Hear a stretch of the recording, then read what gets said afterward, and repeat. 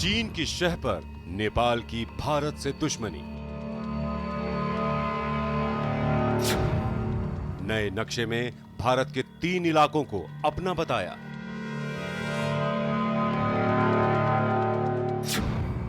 Lockdown के बहाने भारत से लगती सीमा सील।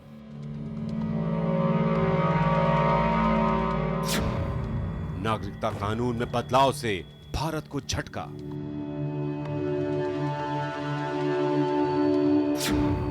बॉर्डर पर बांधों की मरम्मत में बार बार रोक टोक।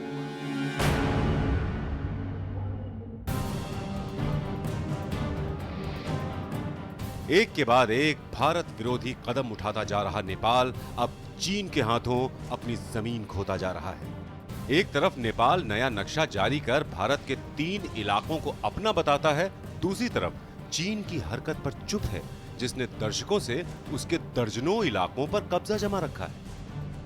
यही नहीं, अब तो रुई नाम का ये पूरा का पूरा गांव चीन के कब्जे में आ गया है।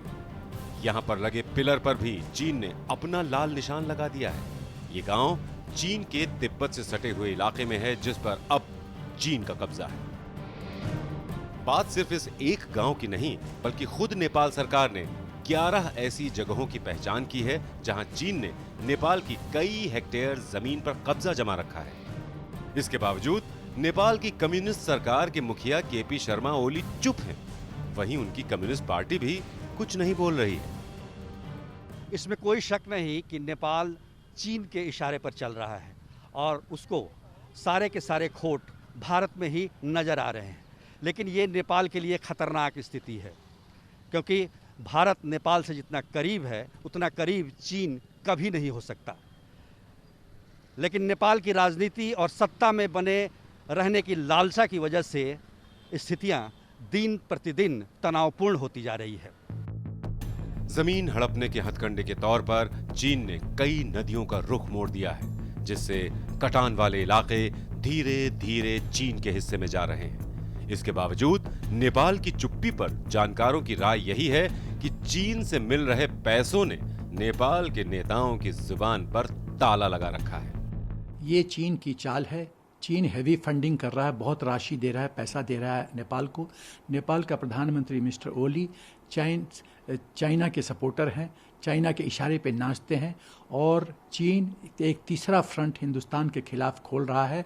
नेपाल ने ठान रखा है कि वो भारत के साथ अपने सारे पुराने रिश्तों को तोड़कर ही रहेगा।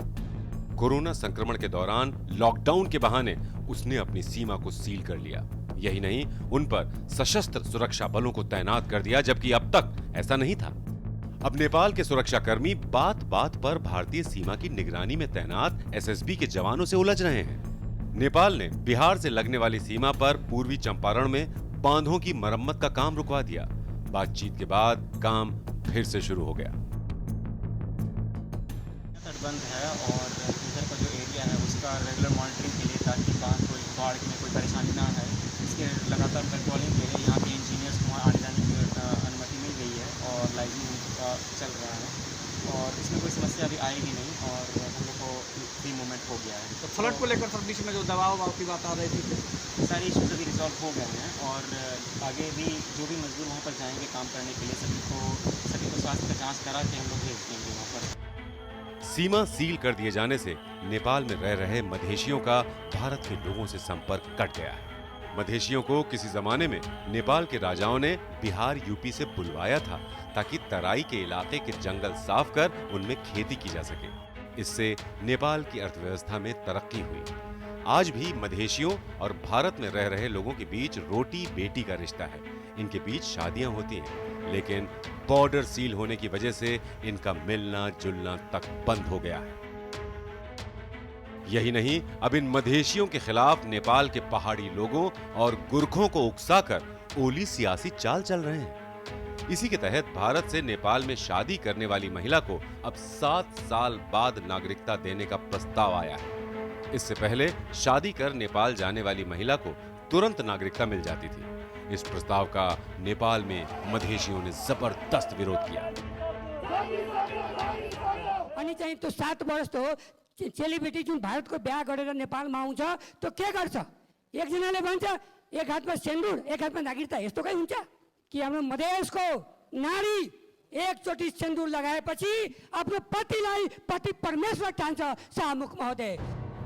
जानकारों के मुताबिक पार्टी में प्रचंड से खींचतान की वजह से नेपाल के प्रधानमंत्री केपी शर्मा ओली की कुर्सी डगमगाने लगी थी। उसे बचाने के लिए उन्होंने भारत विरोध के नाम पर राष्ट्रवाद को हवा दी। दूसरी तरफ भारत विरोध के नाम पर वो चीन से मदद चाहते हैं और भारत पर दबाव बनाकर उससे भी रियायत की उम्मीद रख रहे हैं।